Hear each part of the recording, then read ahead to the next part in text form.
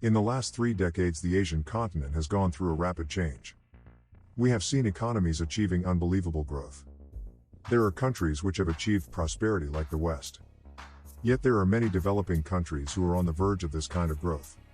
Some people even say, it is creating a multipolar world which is the beginning of a new world order. So without further ado, let's explore these nations, and see what they have so special. Let's start with Vietnam.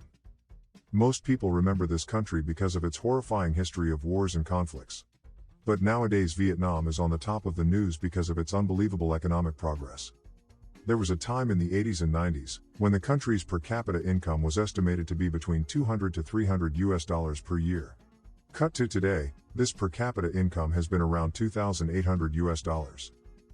This change started in 1986 when Vietnam launched a political and economic innovation campaign, called Doi Moi. This reform was aimed to restructure the centrally planned economy into a socialist-oriented market economy. Slowly after that, they invested in human development and infrastructure programs, and foreign investment started to come in. Soon Vietnam became a hub for foreign investment and manufacturing in Southeast Asia. Japanese, Korean, as well as American companies started to invest in the country. Today Vietnam is the largest exporter of clothing in the region and the second largest exporter of electronics. At the same time, international trade agreements also played a key role in their growth over the last 20 years. In 1995, Vietnam joined the ASEAN Free Trade Area. In 2000, they signed a FTA with the US, and in 2007 they joined the World Trade Organization. Also, trade agreements with China, India, Japan, and Korea, and just last year, the amended Trans-Pacific Partnership which went into effect, is helping the country to climb up in the value chain of the world economy. Moreover, the country's got the advantage of China Plus One strategy of many multinational companies. All of this has helped Vietnam become one of the favorite destinations to do business. Now let's head to India. Like Vietnam, India also came with a lot of struggle and political turmoil in the past. Even 30-40 years after its independence, India did not grow significantly. The real changes in the Indian economy started in 1991, when the country opened up its economy and moved away from the Soviet-era plan model. India's journey has been amazing, from $288 billion in 1992 to a $3 trillion economy today. The reforms helped the country to shift from an agriculture-based economy to an industrial and service-based one. Unlike Vietnam, India's growth has mostly came with the services and IT sector in the country. Over the past 60 years, the contribution of service industry in India has increased from a fraction of the GDP to approximately 56%. This is because India has a high population of skilled, English-speaking, and educated people, and is a great place for doing business. That's why the country has built many companies in the telecommunications, IT, and software industries which have played a key role in generating better job opportunities. The business process outsourcing is a well-known industry in India. BPOs are the fastest growing segment of the ITES industry in India, thanks to economies of scale, cost advantages, and competency. This makes the service sector a backbone of the Indian economy. At present the country is looking to be a manufacturing hub in electronic and other engineering goods. New government policies are encouraging the manufacturing sector and they are attracting a lot of foreign companies to set up factories in India. Sure, we agree that India still has a lot of problems to deal with, such as high inflation, bureaucracy issues, bad labor laws, and corruption. Yet with all these problems, India has achieved remarkable growth, and we hope this trend will continue in the future. And if it does, India might be a $5 trillion economy in the next 5 years. Now let's talk about Bangladesh. This is a country that was once called a basket case. Today it is one of the fastest growing economies in South Asia. Born out of war, Bangladesh has come a long way from its early days.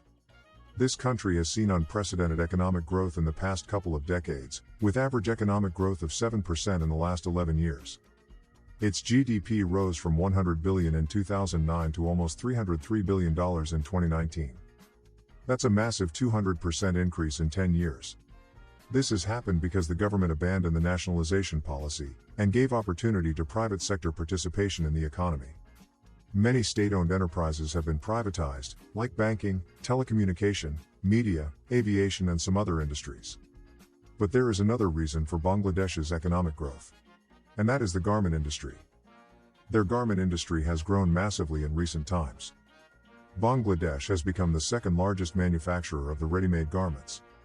Garment exports account for 84% of their total exports. One of the reasons Bangladesh has been successful in capitalizing on the garment industry is the huge labor force of the country. Also, the industries here are benefited from custom-free access to many Western countries.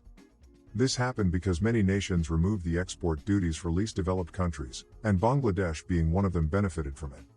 This makes their products more competitive. Beside the garment industry, the country is betting on pharmaceutical and IT industries in the future. Today Bangladesh is nearly a $400 billion economy, but if they play their cards right, by 2030 it could grow to $800 billion. Next, we are going to talk about Indonesia. Indonesia is a very special country. You see, there is a trend in many developing nations. Most of them follow a typical path for their economic development. They transform from an agriculture-based economy to an industrial and service-based economy. But this was not the case with Indonesia. The country is quite rich in natural resources.